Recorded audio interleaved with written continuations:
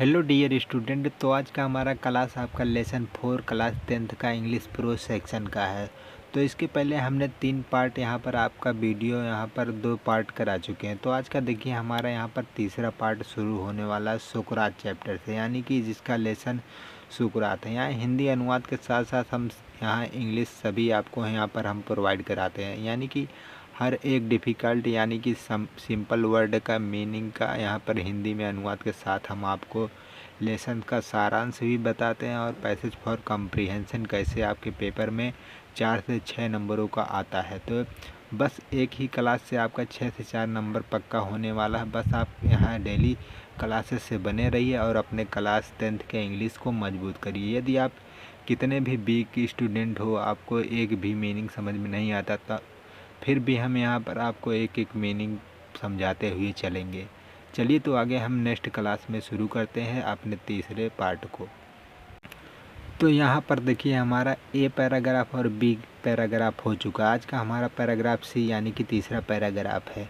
तो यहाँ पर हम एक एक मीनिंग को आपको बताते हुए चलते हैं। जो भी डिफ़िकल्ट वर्ड होगा या सिंपल वर्ड होगा सारा यहाँ पर हम आपको हिंदी ट्रांसलेट के साथ साथ हम इसका पूरा सारांश बताते हैं। तो चलिए आगे शुरू करते हैं। यहाँ पर देखिए आपका लेसन सुकरात चैप्टर से लिया गया, जिसके राइटर रोडा पावर है। तो इसमें सुकरात के बारे में क्या वर्णन किया गया है उसी के बारे में यहाँ पर हम लेसन के बारे में पढ़ रहे हैं। तो चलिए आगे पढ़ते हैं। देखिए यहाँ पर दिया क्या गया है।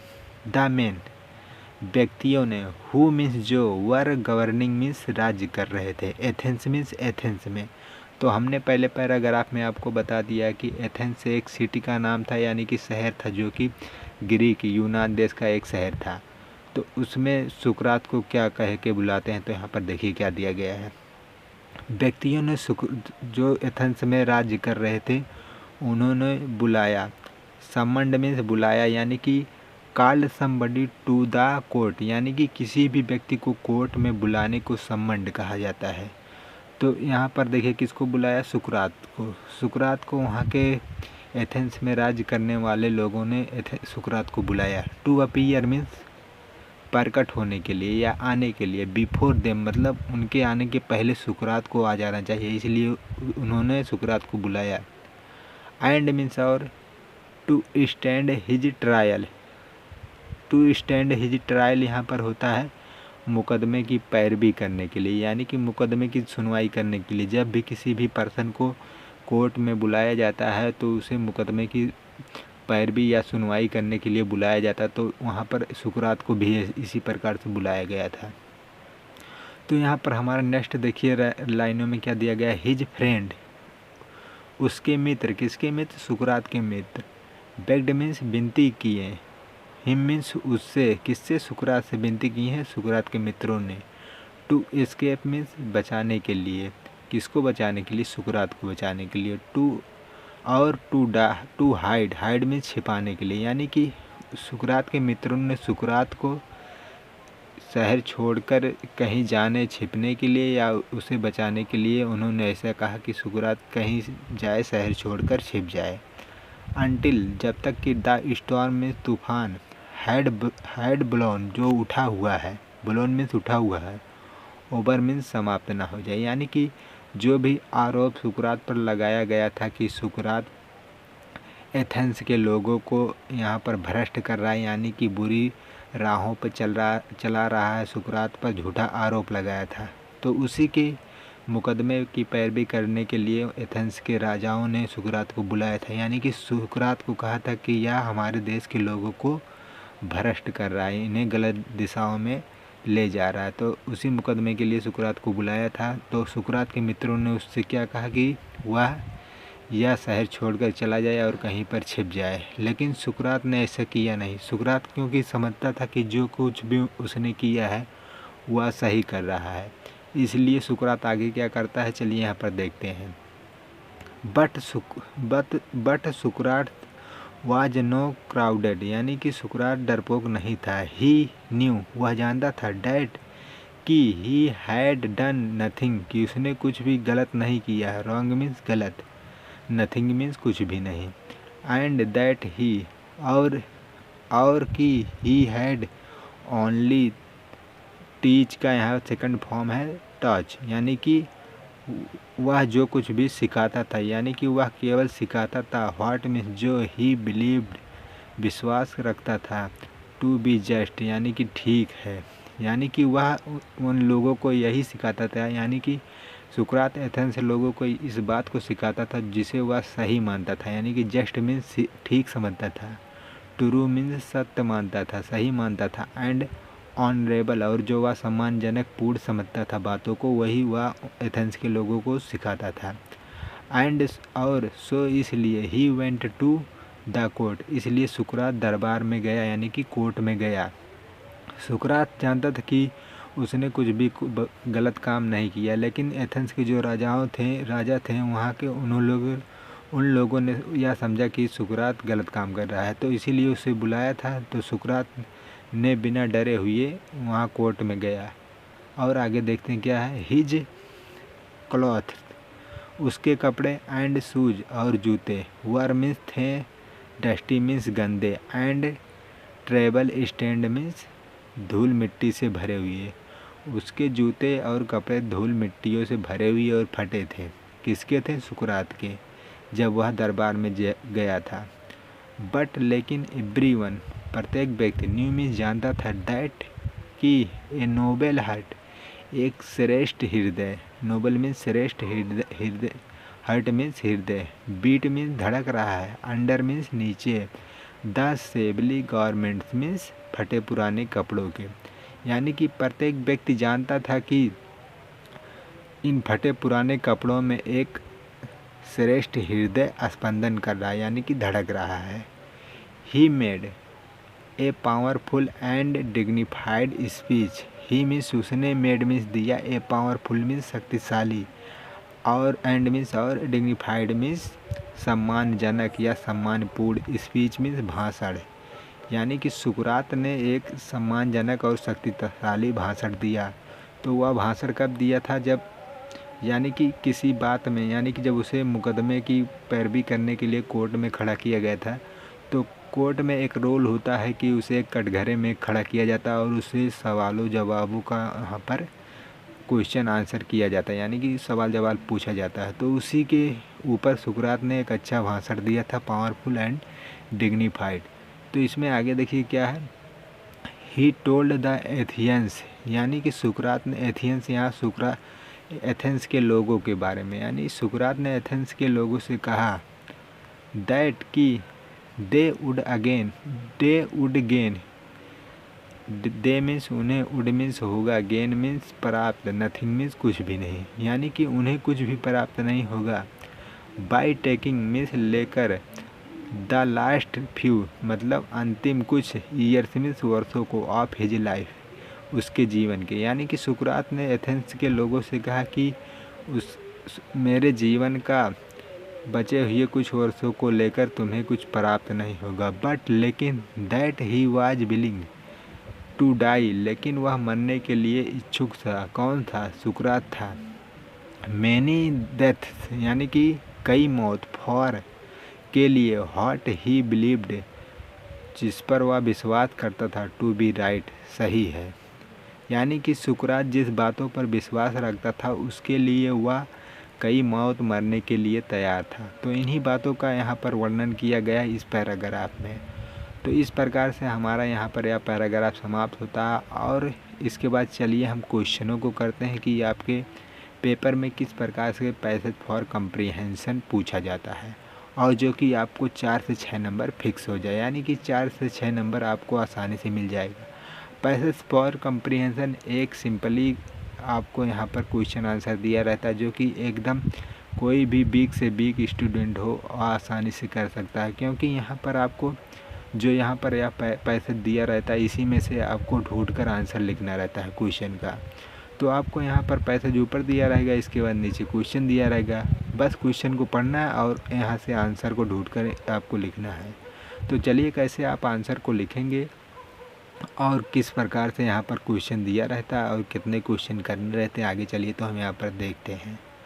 तो यहाँ पर देखिए आपको पैराग्राफ के नीचे कुछ इस प्रकार से क्वेश्चन दिए रहेंगे। तो आपको यहाँ पर 5 से 6 क्वेश्चन दिए रहते हैं, लेकिन आपको यहाँ पर 2 से 3 क्वेश्चन करना रहता है, यानी कि एक क्वेश्चन के लिए 2 नंबर मिलता है यहाँ पर।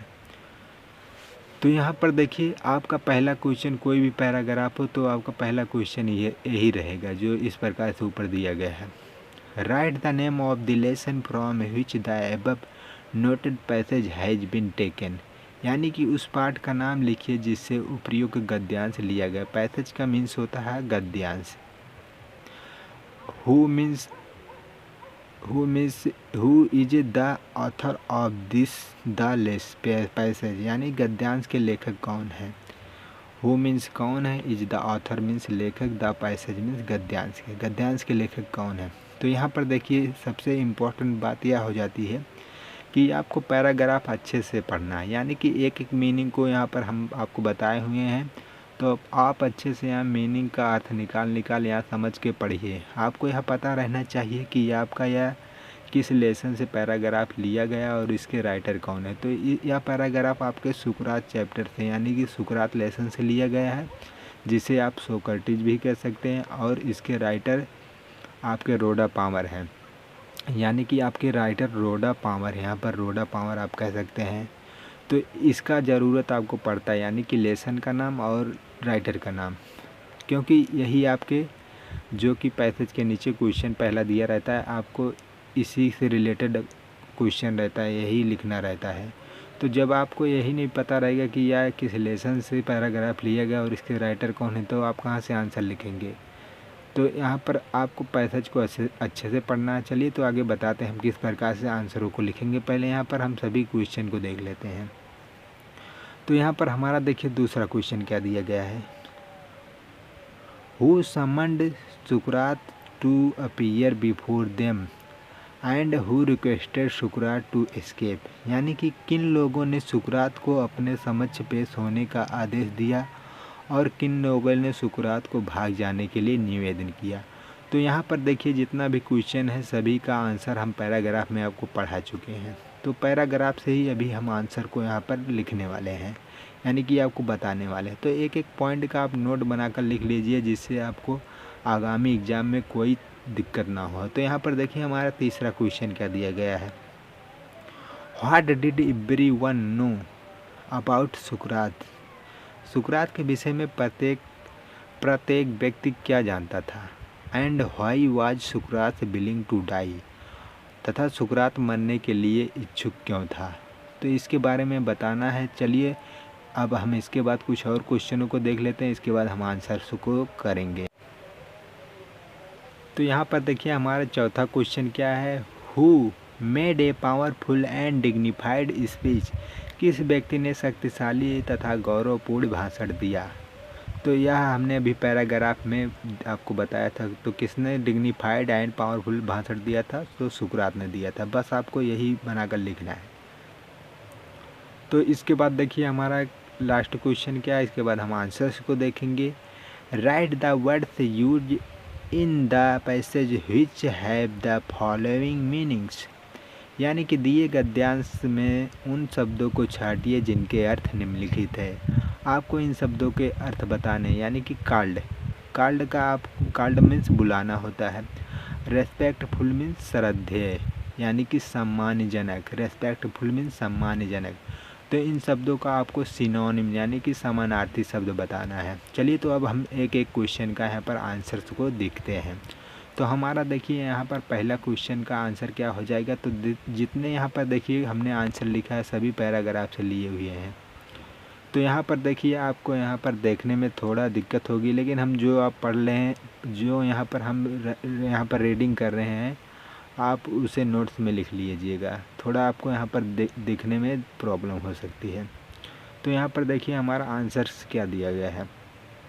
The title of the lesson, यानी कि पाठ का शीर्षक सुकरात यानी कि सुकरात है। And the author is Rhoda Palmer, और इसके लेखक रोडा पामर है। तो यही देखिए आपके लिए इम्पॉर्टेंट होने वाला है, यानी कि लेसन किस लेसन से लिया गया और इसके राइटर कौन है, रोडा पामर। बस आपको इन्हीं दो बातों को ध्यान रखना है, आपका क्वेश्चन का आंसर आसानी से बन जाएगा। यानी कि पाठ का नाम सुकरात है और उसके लेखक रोडा पामर है। इसके बाद हमारा देखिए यहाँ पर दूसरा क्वेश्चन का आंसर क्या दिया गया है। The man who were governing Athens, यानी कि उन लोगों ने जो एथेंस पर शासन कर रहे थे। समन्ड सुकरात टू अपीयर बिफोर देम, यानी कि सुकरात को अपने समक्ष पेश होने के लिए आदेश दिया।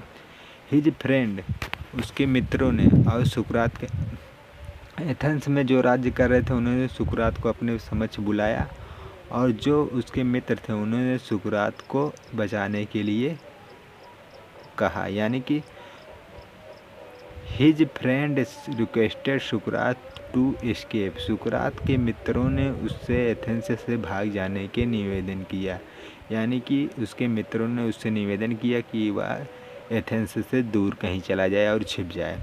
इसके बाद हमारा यहाँ पर देखिए तीसरे क्वेश्चन का आंसर क्या दिया गया, एवरीवन न्यू, प्रत्येक व्यक्ति जानता था, दैट ए नोबल हार्ट।